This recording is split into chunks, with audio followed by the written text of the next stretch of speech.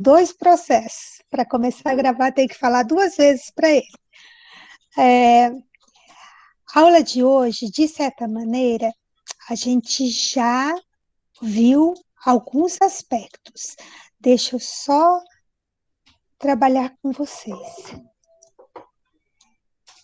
Então, ela ajuda, porque naquele texto que nós estudamos sobre história da educação infantil brasileira, vocês já viram algumas coisas. Acho que já vai projetar para vocês. É só um minutinho. Pronto, projetou. Bem-vinda, Isabela. Vamos lá.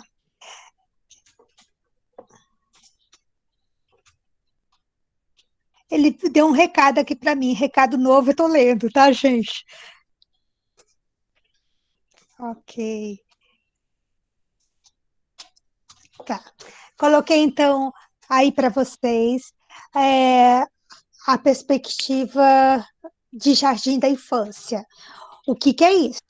Nós vamos estudar agora e nas próximas 3 aulas que ainda temos, alguns precursores da educação infantil. O que é precursor? Aqueles que vieram antes e que influenciam a educação infantil até os dias atuais. Froebel é um deles, e é muito importante. Por quê? Porque Froebel foi aquele que, de certa maneira, fez a criação de uma educação para crianças pequenas. Porque antes dele, a gente não tinha muitas pessoas que pensavam a educação das crianças. A gente tinha pessoas que pensavam a educação de maiores. É claro que vocês já devem ter visto lá em didática Comênio, que também falava que era mais fácil educar uma criança do que um adulto. O Froebel usa algumas ideias do Comênio, mas para a gente, da educação infantil, Froebel é muito mais importante do que Comênio. Por quê? Porque o Froebel foi aquele que criou aquilo que é denominado em todo mundo de jardim da infância. O que é jardim de infância? Seria hoje, aqui no Brasil, a nossa educação infantil, porque era uma educação para crianças menores de 6 anos. Ele não propunha a educação ali da creche, de 0 a 3. Ele acreditava que era importante que as crianças fossem bem cuidadas pelas suas mães, mas ele fazia a educação de crianças de 4, 5 e 6 anos, naquilo que ele denomina de jardim da infância. Por que tem duas datas aqui, ó, 1839 e 1840, para falar sobre a criação do jardim de infância? Foi porque você tem traduções do Brasil que falam que foi criado em 1839 e outras que falam que foi criado em 1840. Quando vocês forem assistir a um vídeo que eu vou compartilhar com vocês, vocês vão perceber que há, sim, muitas coisas que a gente utiliza até os dias de hoje do Froebel e que ele tem, assim, toda uma ideia sobre metodologia que é muito interessante, que não entrou em desuso, mesmo sendo algo muito antigo. Eu me perdi um pouquinho, mas deixa eu voltar aqui. O Froebel, ele foi professor desde 1807, que foi mais adiante que ele criou o Jardim de Infância, porque ele trabalhava com aquilo que a gente chamaria de ensino fundamental. Foi depois que ele decidiu educar as crianças menores. Na pedagogia dele, tem uma importância tremenda a questão das mulheres. Por quê? Porque ele fala que as professoras mulheres seriam chamadas de jardineiras, aquelas que cuidam das crianças, cuidam no sentido de cultivar, cuidam no sentido de possibilitar às crianças algumas aprendizagens. aprendizagens que hoje a gente chamaria de talvez algo um pouco construtivista, porque ele falava que as crianças têm que ter atividades, as crianças precisam ter materiais para manipular.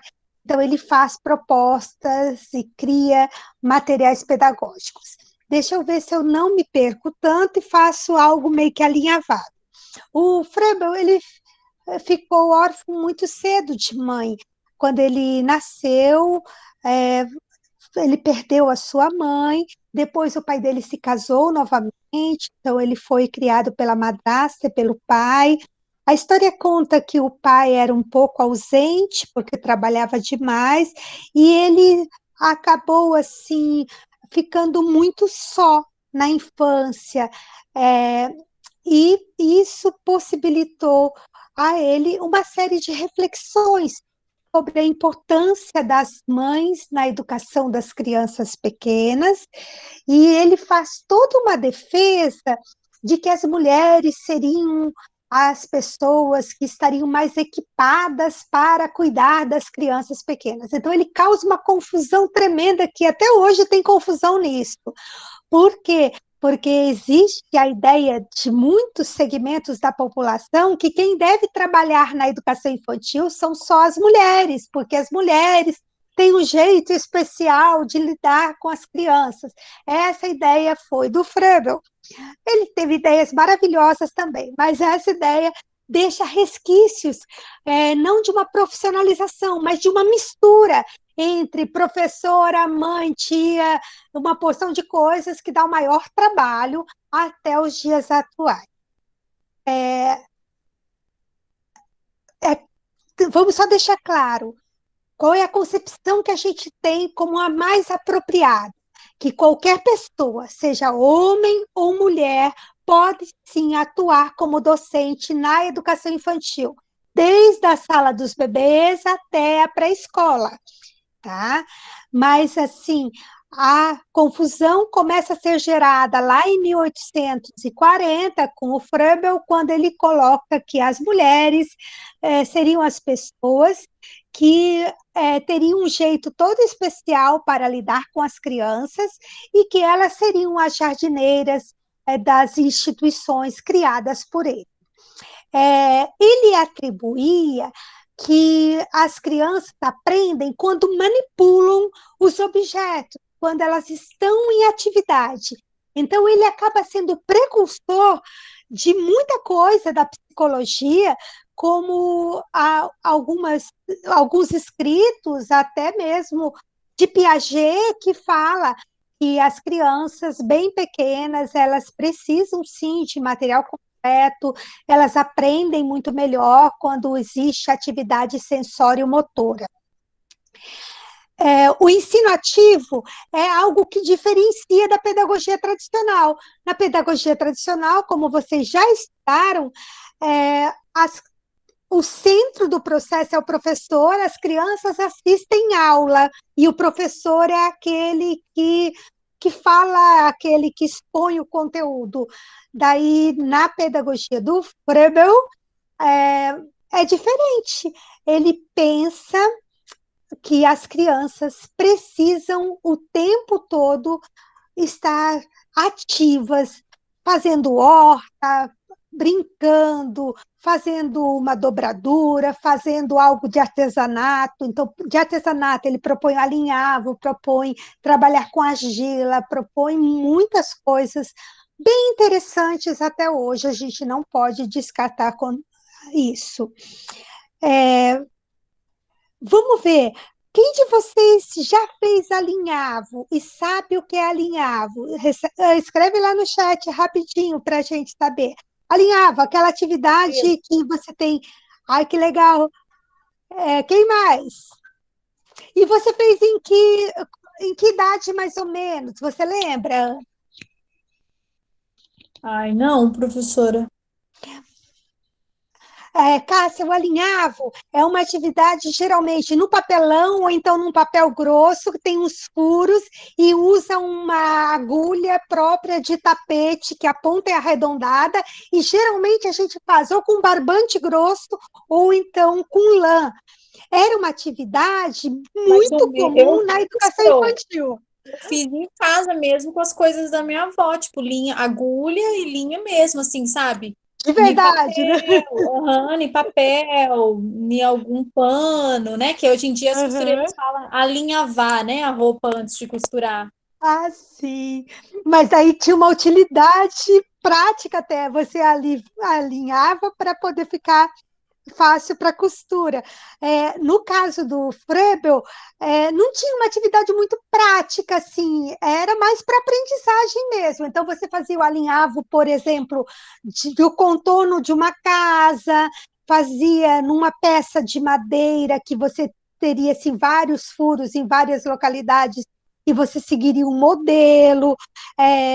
Então, é algo assim que é um pouco diferente, mas até hoje você pode ter resquícios disso. Às vezes você abre a internet, alguém está falando assim: olha, estou ensinando algo moderno de educação de infantil, educação de criança, em que elas têm atividade. Se você não souber das teorias, você engole, você acha que isso é moderno, mas às vezes isso é lá de 1840, 1850, e você está tomando como algo moderno.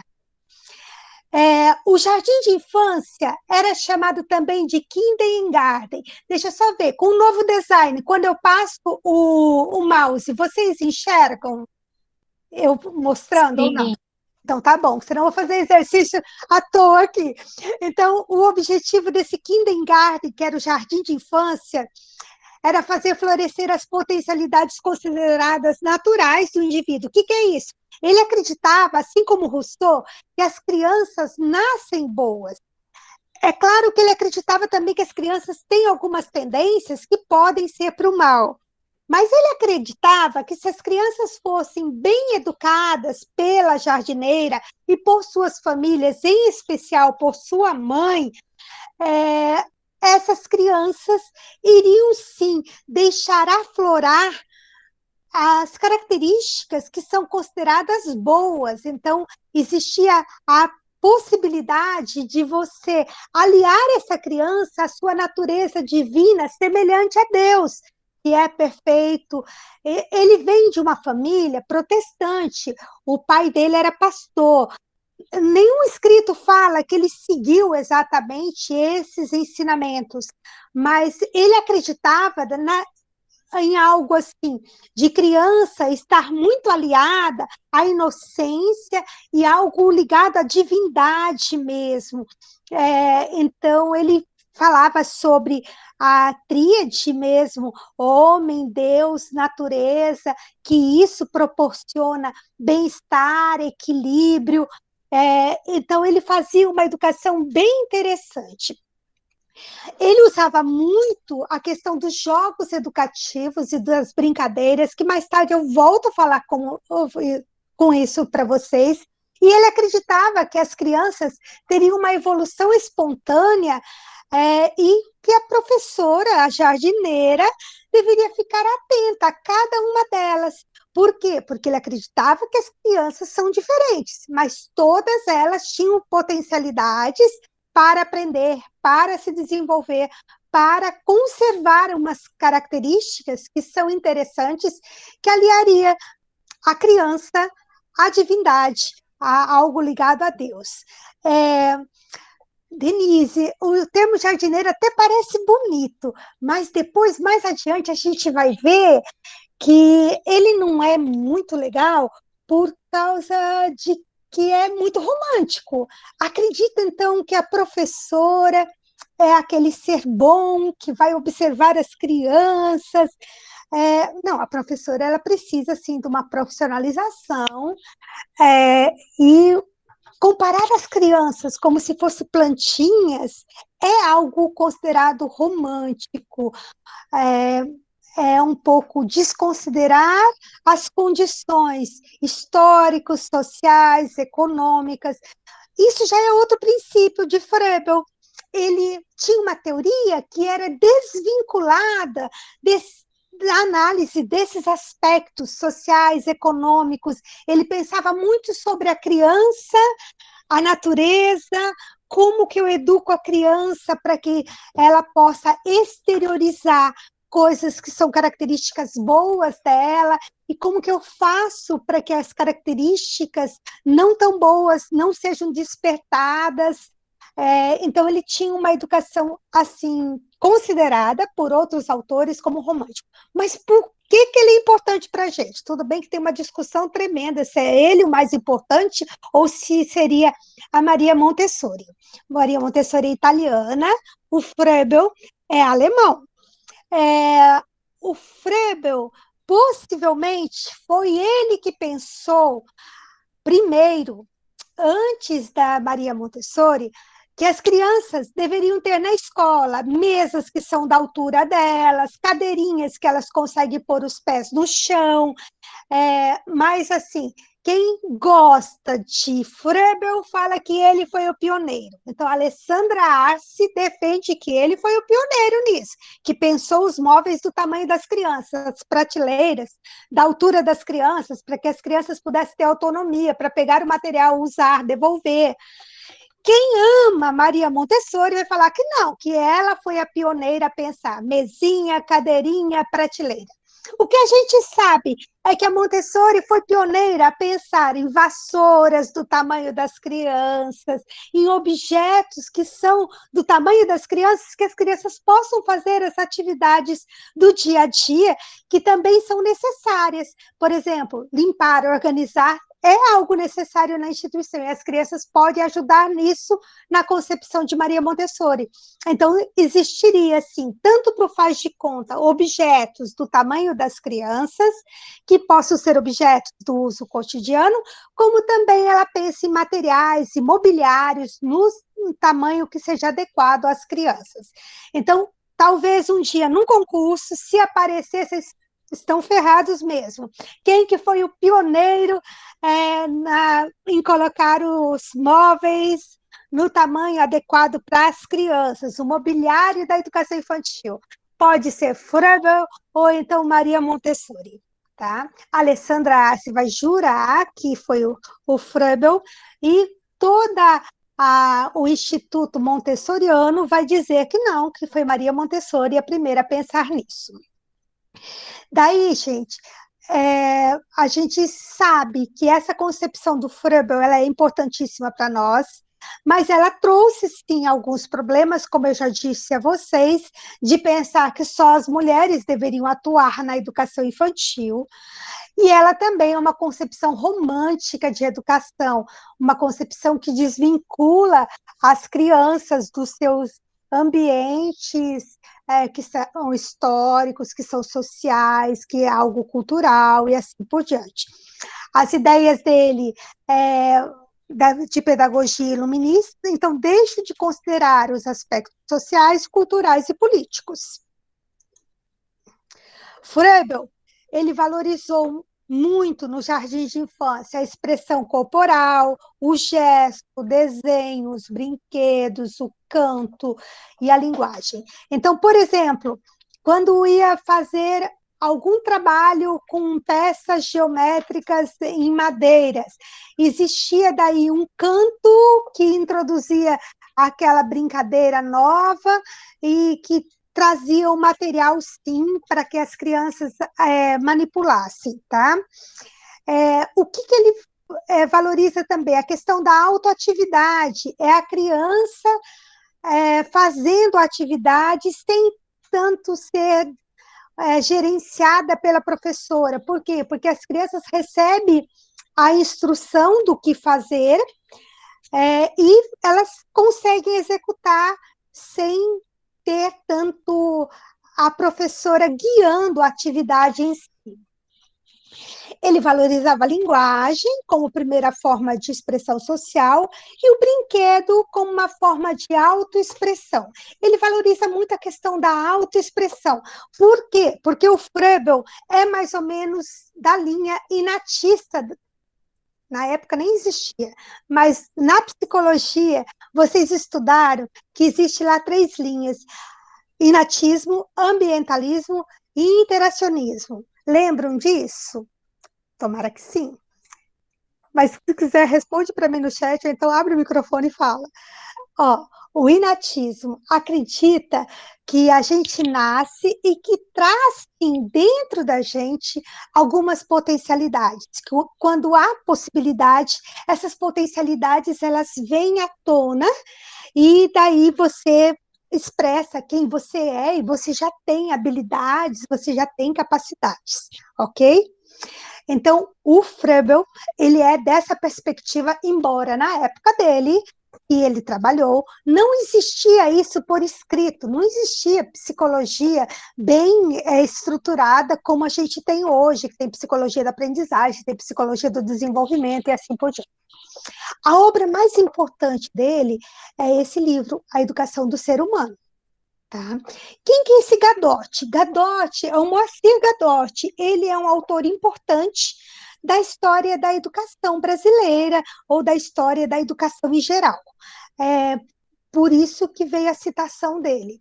O livreto que a gente está utilizando e que eu mandei as 2 folhinhas lá para vocês, para ser uma leitura simples, tranquila, é do Pró-Infantil. O que é Pró-Infantil? Pró-Infantil é um curso de formação de professores, uma formação, na época, para as pessoas que já atuavam nas creches, mas atuavam sem formação adequada. Então, era uma formação juntamente com o ensino médio para essas pessoas. E eu utilizo a publicação porque ela tem uma linguagem fácil e apresenta o conteúdo de uma forma bem resumida, o que é interessante. Mas daí eu pretendo complementar com esses slides e complementar também com o vídeo da Alessandra Assi, que eu mandarei para vocês no WhatsApp depois da prova, durante a semana, com toda tranquilidade vocês podem assistir. Um dia eu já apresentei isso para vocês, que o Froebel usava meios educativos que até hoje a gente utiliza na educação infantil. Por exemplo, ele propunha que as crianças aprendessem a cultivar, então, tanto horta quanto jardinagem. Se vocês olharam aquele livro que eu enviei para vocês, da professora Ana Meirelles Reis, ela foi uma professora que atuou lá naquele prédio do Jardim de Infância da Escola Caetano de Campos, que era uma escola normal. Escola normal é de formação de professores, não é que tem escola de anormal e escola normal. Era a formação de professores, chamada escola normal. E lá vai ter a descrição que a Ana chegava a plantar com as crianças até pés de milho, para que as crianças observassem como era plantado, como era cultivado, como que essa planta se desenvolvia e que pudessem colher daí, cozinhar ou então assar e consumir esse milho. Então tem uma foto bem bonita que eu falo, é por ser uma foto de 1930 e pouco, então ela está muito bonita, das crianças, sim, comendo o milho, segurando as espigas de milho assim e comendo, do milho que eles haviam cultivado. A foto está muito bem conservada, porque o livro foi produzido a partir do material da professora que ela doou para o Museu do Brinquedo da USP, que era coordenado pela professora Tizuco, e ela doou uma série de álbuns de imagens fotográficas, e essas imagens foram estudadas pela Tizuco, que na época pôde entrevistar também a professora, porque ela estava lúcida, estava viva, então foi possível fazer aquele livro com as explicações e as imagens da própria professora. O Froebel utiliza muito o desenho no jardim de infância lá da Alemanha. Ele utilizava jogos de construção com peças de madeira, como eu já mostrei para vocês e mostrarei novamente. Ele valorizava a questão da linguagem, a linguagem para ele, então as crianças aprenderem a conversar, aprenderem a a ouvir histórias, era algo importante. Ele valorizou muito atividades lúdicas, tanto jogos como brincadeiras, é, valorizou também a questão das excursões e das viagens, da arte. Na arte, por exemplo, deixa eu ver onde está a câmera, aqui. Ele trabalhava com a ideia de fazer aquilo que a gente faz ainda, usar a luz e a sombra e projetar com a nossa mão na parede imagens produzidas com as próprias mãos. Então, se você usa uma lanterna ou então uma lâmpada, você consegue projetar as imagens é, dos objetos, dos pássaros, dos animais, feitos com a própria mão. Conseguiram ver? Tranquilo. Depois, qualquer coisa, se precisar, eu mando digitalizado. Ele trabalhava dentro dessas atividades também de trabalhos manuais ou então de jogos de construção com as peças de madeira. Olha aqui, ó, uma porção de instruções de como usar as peças de madeira. Essas peças de madeira são materiais pedagógicos. Os materiais pedagógicos para Froebel, ele denominava como dons. Deixa eu só escrever aqui para vocês saberem. Está lá no chat. Dons. O que são dons? Dons são materiais pedagógicos, então, projetados por ele para serem utilizados pelas crianças para montar, seguindo orientações. É claro que ele explicava para a jardineira, porque ele fazia todo isso de formação dessas pessoas, que primeiro as crianças deveriam brincar livremente com essas peças e só depois deveriam montar as imagens de acordo com as orientações, partindo das mais simples para as imagens mais complexas. Mas, assim, ele foi inovador, porque ele foi o primeiro a pensar em fazer materiais pedagógicos para as crianças, com essa especificidade das crianças brincarem com peças geométricas e assim obter aprendizagem e assim se desenvolver. O que ele acreditava? Que a criança, quando fica quietinha, mas está ali manipulando as peças, montando uma determinada imagem conforme a orientação. Olha essas imagens como são mais complexas. As crianças estão aprendendo, elas estão tendo atenção, elas estão, sim, revelando os seus dons e elas, então, são afetadas e afetam também, de certa forma, é, quando elas descobrem quem elas são e a capacidade que elas têm. Por isso o inatismo da criança se descobrir como capaz. Ele trabalhava também com muitas canções, então tinha canções as mais diversas, então aquela herança que a gente tem de cantar na hora que entra na educação infantil, cantar na hora que vai comer alguma coisa, cantar em determinado momento, quando faz alguma contação de história, ou quando vai se deslocar de um canto para o outro, vem muito dessa perspectiva do Froebel. Ele valorizava a poesia, isso é inovação para a época dele, porque poesia não era algo muito utilizado com crianças. Quando você pensa lá em Idade Média, até achavam que isso era um absurdo, pensar em poesia para criança, ou pensar em livro para criança, sendo que as crianças não saberiam ler. E ele tem muita coisa sobre trabalhos manuais, de trabalhar, então, com bordado, trabalhar com alinhavo, trabalhar com serragem, com argila. Ele propunha artesanato dentro da instituição como uma forma das crianças terem sua formação mesmo, a sua educação, fazendo alguma atividade. Tá? Ele fala muito da aprendizagem pela ação, das crianças ocupadas. Então, crianças ocupadas fazendo coisas, isso traz aprendizagens. Isso acaba sendo algo que repercute até os dias atuais. A gente leva ainda para a educação infantil muitas coisas que a gente sabe que as crianças vão se interessar, que elas vão se envolver. O Froebel, então, ele foi o primeiro educador a enfatizar o brinquedo, a atividade lúdica, a aprendizagem, a aprender o significado da família nas relações humanas. Ele foi um dos precursores de falar da necessidade dessa relação família-instituição, algo que está muito moderno. Quando a gente pensa em educação, gestão democrática, que vocês devem estar vendo lá na disciplina de política, fala do envolvimento das famílias com as instituições educativas. Isso vem lá do Froebel. Froebel acreditava que as jardineiras deveriam instruir as mães, porque ele não falava também dos pais, falava das mães, a como fazer a continuidade da educação das crianças em suas casas.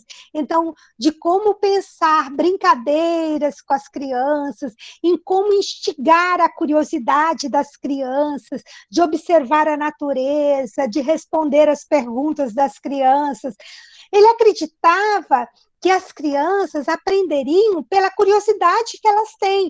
Por exemplo, a mãe que leva as crianças na horta, de tanto a criança colher tomate, estou chutando aqui um exemplo, tá? Um belo dia, a criança perguntaria para a própria mãe que jeito que escreve tomate?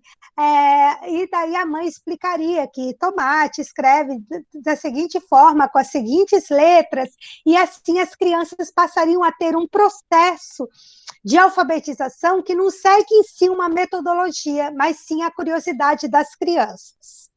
Não vou entrar nesse detalhe. O ano que vem vocês têm metodologia da alfabetização e vocês vão aprender sobre ter em si uma metodologia específica para alfabetizar as crianças ou fazer uma alfabetização espontânea. O Froebel está numa linha de alfabetização espontânea. A criança tem curiosidade, eu não nego as respostas às crianças, e assim as crianças vão aprendendo. Só um minuto, tomando água. Ele idealizou, então, esses recursos sistematizados, como eu falei, esses materiais pedagógicos, para as crianças poderem se expressar com esses materiais. Então, ele usava esses blocos de construção de madeira, para que as crianças pudessem fazer atividades de montar, de criar, mas tinha seguir orientações do mais simples para o mais complexo. Ele utilizava muito papel, papelão, argila, serragem. Então, ele acaba sendo alguém que inovou muito na sua época. Algo importante para vocês anotarem também, que acho que não tem lá no texto que eu passei para vocês. Durante muito tempo, ele foi alguém que partilhou a educação com Pestalozzi. Então, ele foi um seguidor de Pestalozzi, mas, ao mesmo tempo, ele começou a entrar em conflito com Pestalozzi e, por isso, eles se separaram e cada um foi criando a sua perspectiva educacional. Mas vocês já devem ter ouvido falar também de Pestalozzi na disciplina de Filosofia da Educação do ano passado.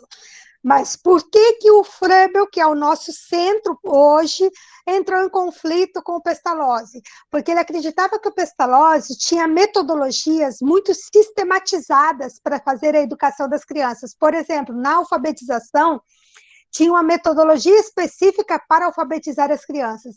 E, com isso, ele acreditava que as crianças não podiam se desenvolver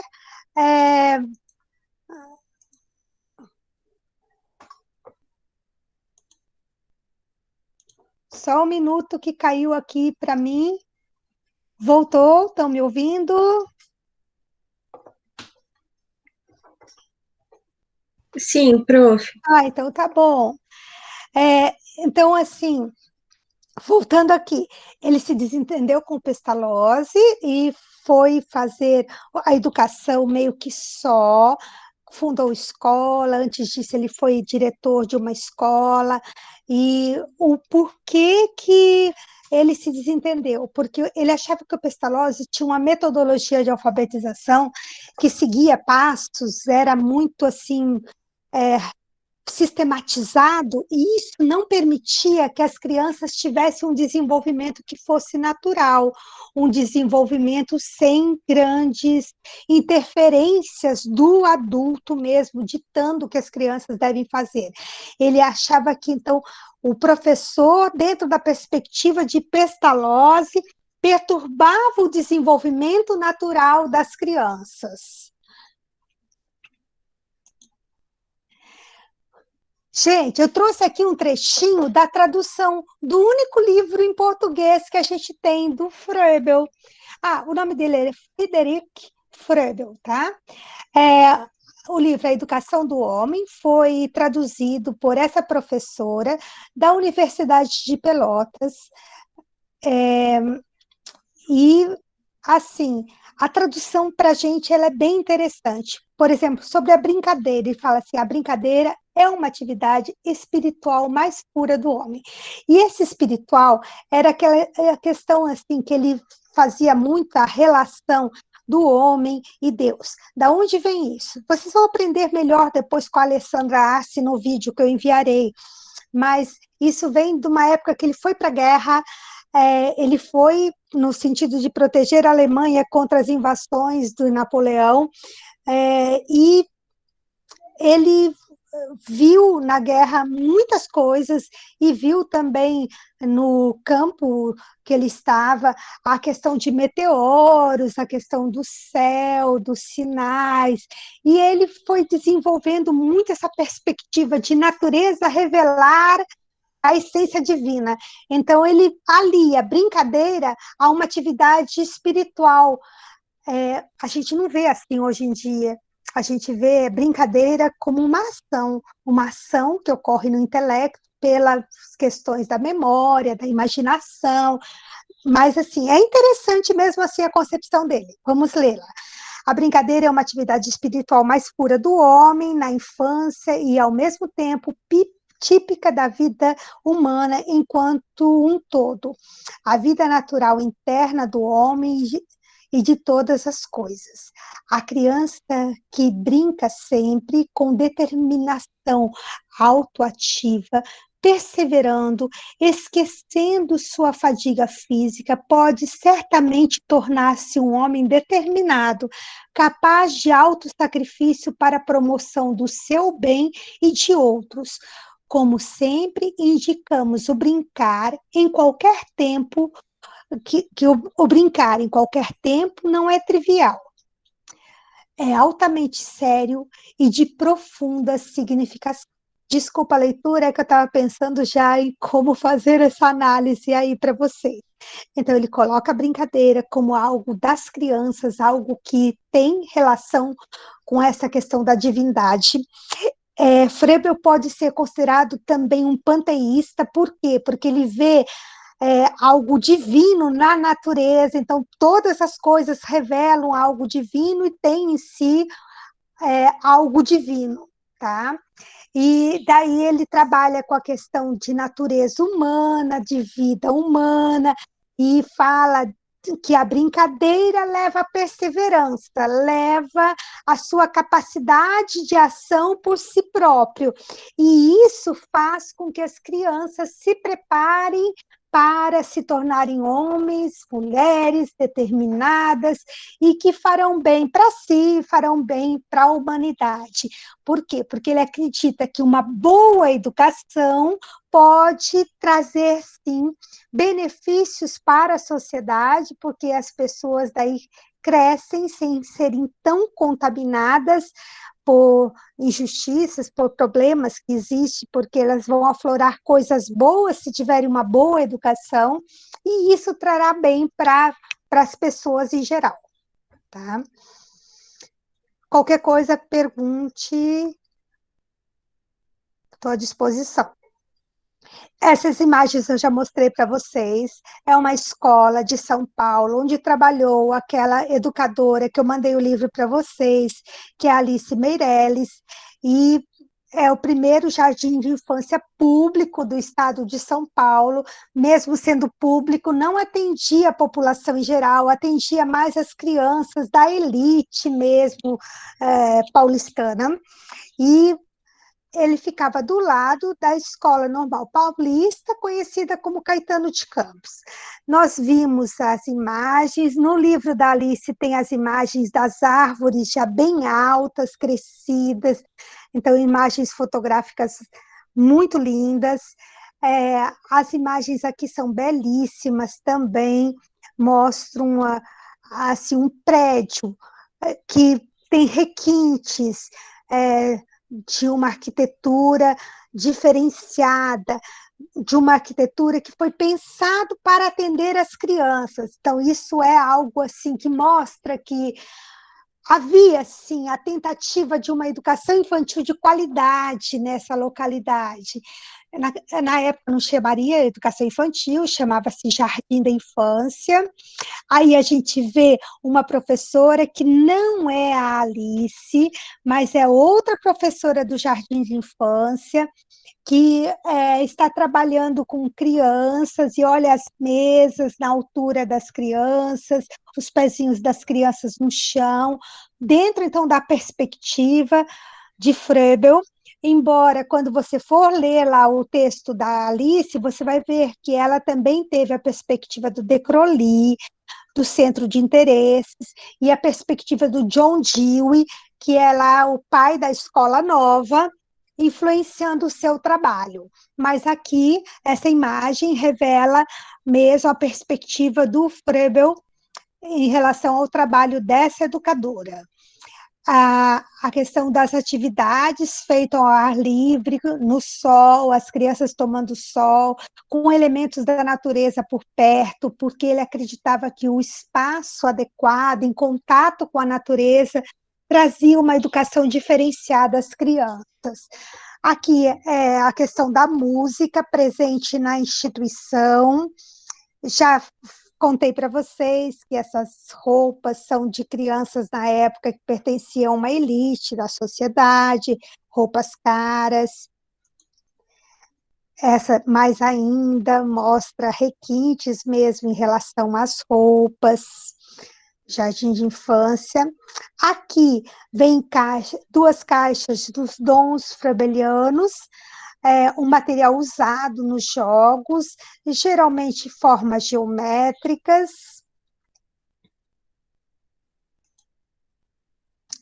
Mais dons, ou fotografados de outro ângulo. E daí fala que em 1851 o Froebel ele foi confundido com um sobrinho dele, que era considerado comunista. E o governo de um país que hoje seria a Alemanha, que a gente falaria, proibiu as atividades do jardim de infância. Então, mandou fechar o jardim de infância ali na Alemanha, na Prússia e em vários países que hoje a gente falaria que compõem a Alemanha. O educador morreu em 1852 e ele não viu a suspensão do banimento dos jardins de infância, que ocorreu só em 1860. Os jardins de infância, eles foram instalados em toda a Europa, nos Estados Unidos e no Brasil, e esses preceitos que o Froebel acabou formulando, ele serviu também como base para as teorias do John Dewey, como eu já disse, que é responsável pela criação de todo o ideário da escola nova. O que é a escola nova? Vocês já viram em filosofia ou então em didática esse ano? Só responde para mim se sim ou não, para saber se eu entro ou se eu passo reto. Escola nova? A gente ainda está na escola clássica. Ah, tá. Então vamos lá. Eu vou adiantar de uma forma assim bem simplificada. Se você pensar em tendências pedagógicas dentro da didática, ou então da filosofia, A gente tem a pedagogia tradicional, pedagogia escola novista, tem pedagogia críticas, e dentro da críticas tem uma porção delas, como crítica social dos conteúdos, escola crítica, várias que vocês vão ver depois as diferentes. Mas a pedagogia tradicional, ela foi criada lá com Herbert, e ela tinha a questão da figura do professor como algo central, ele sendo responsável pela aula e as crianças sendo obrigadas a memorizar muito dos conteúdos que eram passados para as crianças por meio de leitura, por meio de cópia do conteúdo da lousa, ou pela explicação do próprio professor.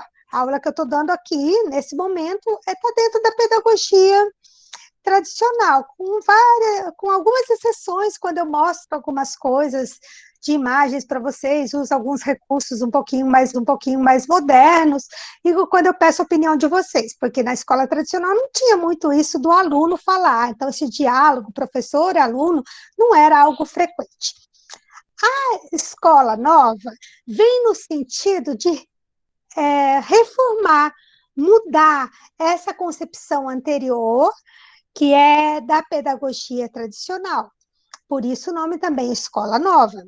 Ela foi idealizada pelo Joe Dewey, mas rapidamente ela estava na Europa, estava no Brasil, em várias localidades. E desloca o centro, que era o professor, para o aluno. O aluno se torna o centro da aprendizagem. A aula em si tem o aluno como centro. Então, o aluno vai ser aquele que faz a atividade, por isso aprende. Mas, assim, não foi o Froebel que copiou o Dewey sim que recebeu as influências do Froebel, porque o Froebel já falava das crianças serem o centro, das crianças fazerem atividades, das crianças aprender como que se aprende, aprender a aprender por elas mesmas, fazendo atividades, se envolvendo com algumas coisas. A escola nova, ela faz algo assim de mudar mesmo as estratégias. Na pedagogia tradicional, as crianças eram castigadas pela palmatória, pela vara, pela régua. Já na pedagogia escola novista, não. As crianças não serão mais castigadas, as crianças vão dizer o que elas desejam aprender, então os professores vão fazer projetos a partir daquilo que é interesse das crianças, e para isso a escola tem que ser muito bem equipada, tem que ter excelentes bibliotecas na época, né, gente? Porque não tinha internet na época, então você tinha que ter material disponível para pesquisa nas bibliotecas, você tinha que ter laboratórios para que possibilitasse que as crianças fizessem, sim, experiências, e as crianças aprenderiam de uma forma diferente, por meio de projetos e não por aulas expositivas, como na pedagogia tradicional. Então, a pedagogia escola novista, ela, de certa forma, tem muita relação com a educação infantil, porque na educação infantil, pela especificidade das crianças, não é possível você dar aula literalmente, o professor fazer aula expositiva. As crianças precisam se envolver em atividades para que elas possam aprender. Quando você vai para a educação infantil também, você vê que tem muitos projetos. Então, as crianças, por exemplo, estudam como que as formigas se organizam e sobrevivem. Então, elas vão estudar sobre a formiga, vão aprender sobre organização, conceitos de geografia, conceitos de ciências, conceitos ligados à linguagem, para escrever sobre as formigas, para dissertar, para falar sobre as formigas, e vão também fazer uma série de produções, tanto artesanais como de pintura, de desenho, que revelem a vida em si das formigas. Mas então seria um projeto baseado no interesse das crianças, porque elas demonstrarem a um determinado momento curiosidade de saber sobre as formigas, porque tinha um formigueiro lá no CEIM, alguma coisa nesse sentido, ou então porque alguém faz o relato lá na roda de conversa e as crianças passam a ter curiosidade sobre isso. Voltando então, escola nova é totalmente diferente da pedagogia tradicional, mas a escola nova se forma sobre alguns conceitos da pedagogia lá do jardim de infância, que foram criadas pelo Froebel. Então, o Froebel acaba sendo precursor da escola nova, das teorias da escola nova. Ele influencia as ideias do John Dewey sobre escola nova. Entenderam? Tranquilo? Passando então. O vídeo que eu vou enviar para vocês, gente, ele é fantástico. O início dele não é muito gostoso de assistir, porque passa a questão do contexto histórico, como que era a sociedade na época que o Friedrich Froebel viveu. Depois passa um pouco sobre a vida dele, e tudo isso é a professora Alessandra Arce que vai estar explicando. A Alessandra Arce, ela é considerada uma das professoras que mais tem conhecimento sobre Froebel no Brasil. Embora Tizuco também estudou Froebel, e tem uma porção de pessoas ligadas à história da educação que estudou, a Alessandra, ela fez a pós-graduação dela se especializando nessa perspectiva de precursores da educação infantil e estudou muito a perspectiva do Froebel de jardins de infância.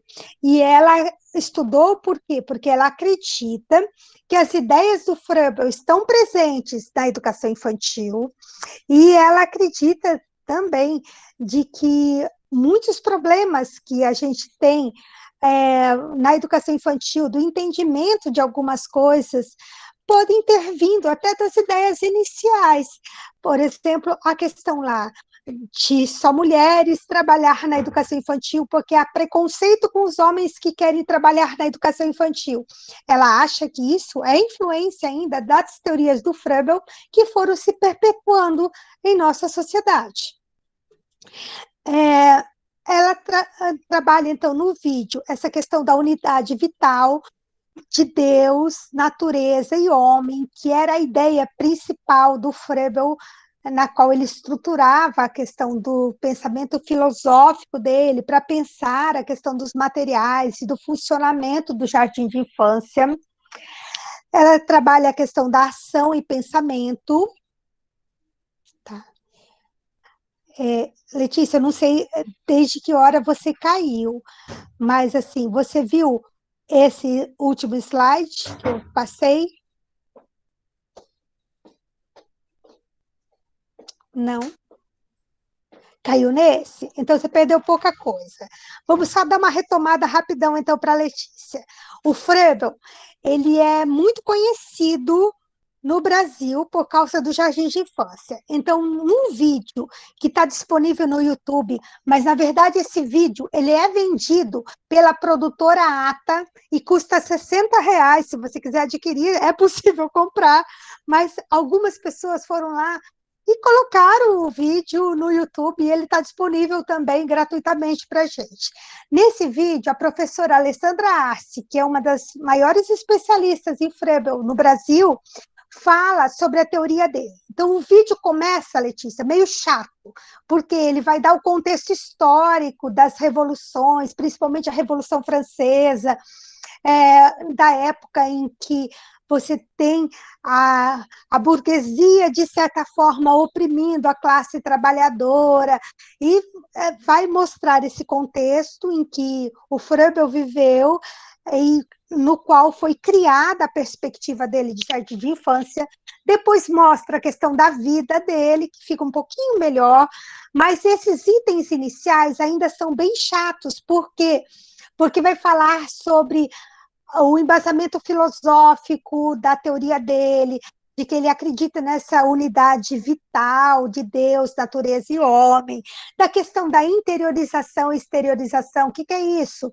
De que ele acredita, sim, numa perspectiva parecida com a inatista, de que o homem traz dentro de si, quando criança, potencialidades, traz o talento, ele usa o termo talento, que precisa sim sair, ser exteriorizado.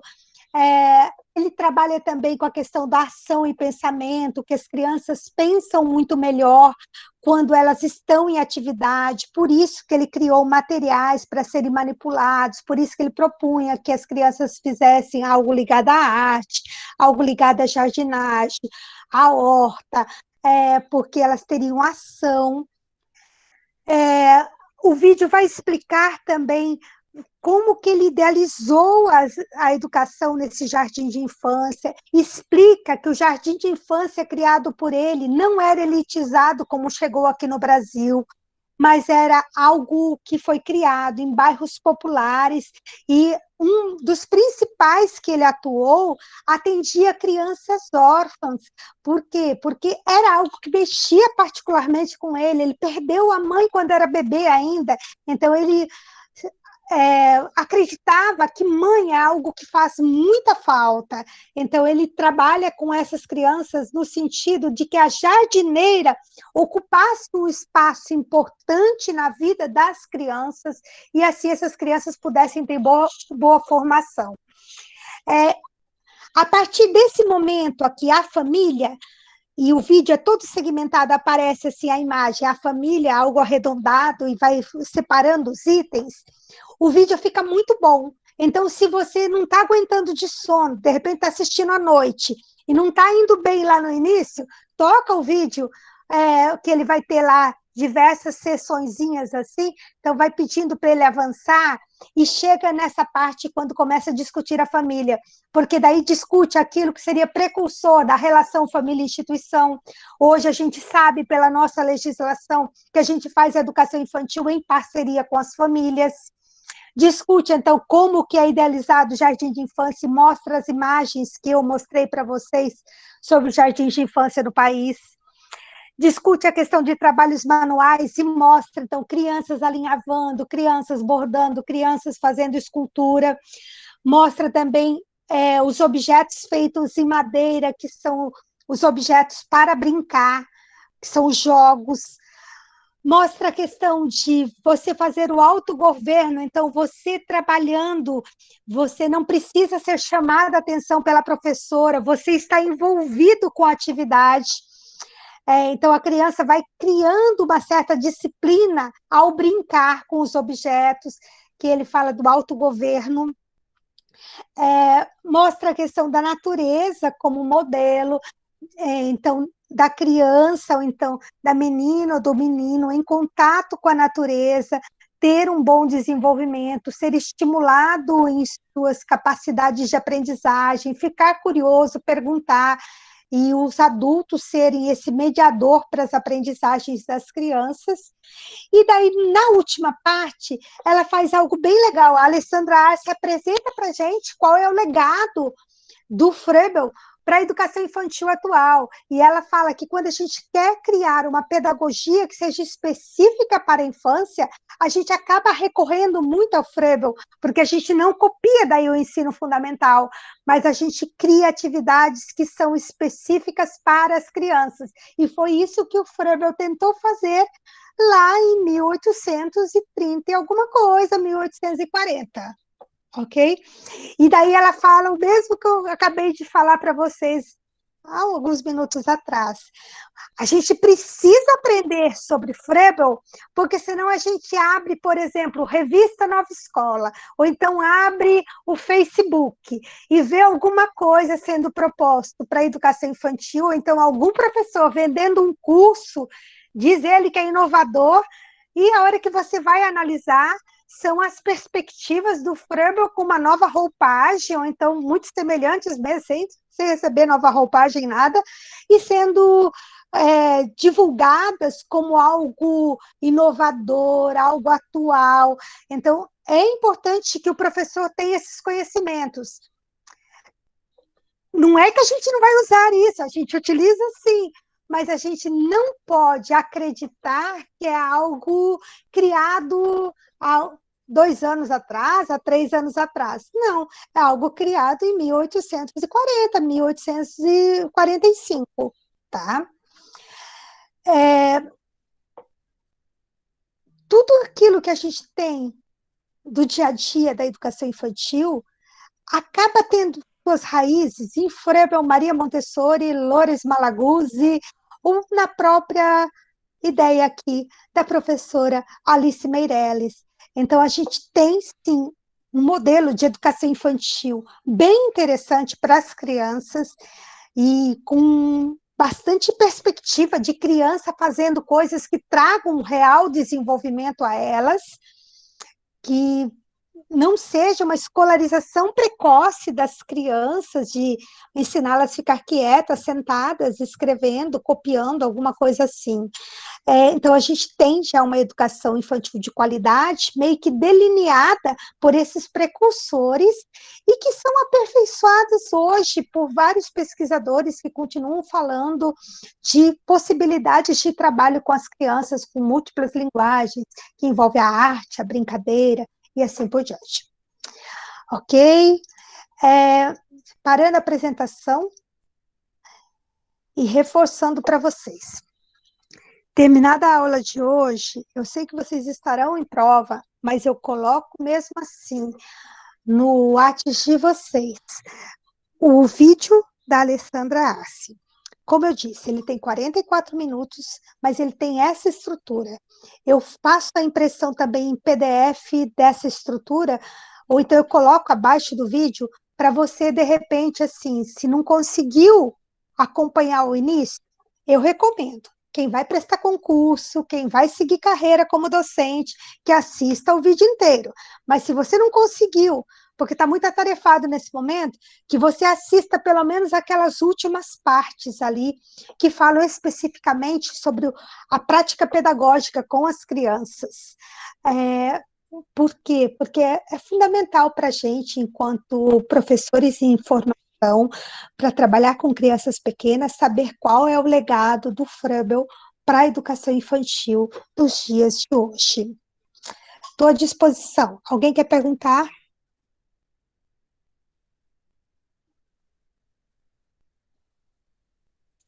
Não. Eu estou só pegando agora o texto do Fröbel.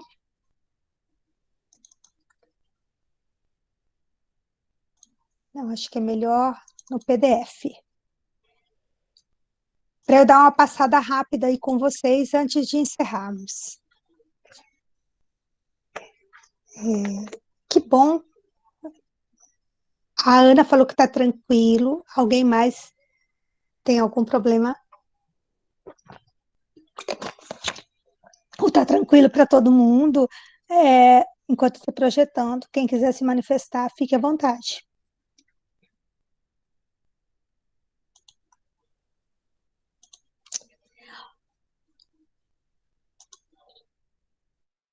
O que eu enviei para vocês é esse daqui. São 2 páginas só. Está bem tranquilinho. O primeiro parágrafo fala, então, das contribuições do Fröbel, de que ele viveu na Alemanha, ele fez algumas coisas ligadas à educação, ele não era alguém que se envolvia politicamente, embora ele foi acusado injustamente de comunista, por isso os jardins de infância foram fechados. Por que os jardins de infância dele foram fechados? Porque não tinha uma perspectiva tradicional de educação, porque fazia com que as crianças trabalhassem, questionassem, por isso que ele foi taxado como comunista. É meio que nem os dias atuais, as pessoas nem sabem o que estão falando, mas falam que assim, fulano é comunista, fulano é esquerdista, alguma coisa assim. Mas assim, a teoria dele em si não discute nada de política, nada de economia, discute assim as questões mesmo de aprendizagem das crianças, que as crianças deveriam aprender de uma forma muito tranquila. Está travando ainda, Ana? Eu vou passar, então, mais um trechinho, qualquer coisa a gente encerra um pouquinho mais cedo, não tem problema. Ó, a internet aqui, eu acabei conferindo e ela tá normal, tá? Então, deve ser alguma coisa mesmo, talvez da sua, ou então da chuva, porque choveu em Dourados, a gente tem uns probleminhas com a internet, não tem jeito. Então, o texto resume, ó, 1839, a gente viu que é 1840, de acordo com algumas traduções, mas um ano a mais, um ano a menos. Mas por que que eu tenho que trazer isso? Porque às vezes você vai para um concurso e pede o ano que foi criado o Jardim de Infância de Froebel, então você tem que ter uma noção de que ano mais ou menos foi. Então, fala da questão do nome, que era Kindengard, que significa jardim de infância, traz algo que ele trabalhava com jogos e brincadeiras, fala então do que ele trabalhava também de expressão corporal, de gestos, desenhos, brinquedos, canto, linguagem, traz a citação do Moacir Gadotti, que eu passei para vocês lá nos slides, fala então que ele influenciou as ideias do Dewey, traz um trechinho do livro dele que foi traduzido para o espanhol, que ele fala sobre as crianças, fala que o nome Jardim de Infância está relacionado a um contexto filosófico ligado ao romantismo, que então é uma perspectiva romântica. Tem alguns concursos que perguntam se a perspectiva do Froebel é escola novista ou romântica? Tem que dizer que é romântica, porque na época do Froebel ainda a gente não tinha a escola nova configurada enquanto movimento, tá? Foi ele que influenciou as ideias, então ele foi precursor do movimento escola novista, tá? E daí, assim, continua falando, então, da questão do indivíduo, de aprendizagem, de crescimento intelectual, da questão da interioridade, exterioridade, que vocês verão isso no vídeo tranquilo. Vai falar sobre a instituição ser vista como um lugar para as crianças se desenvolverem, como se fosse, então, um canteiro de crianças, cuidados pela professora, que é considerada jardineira.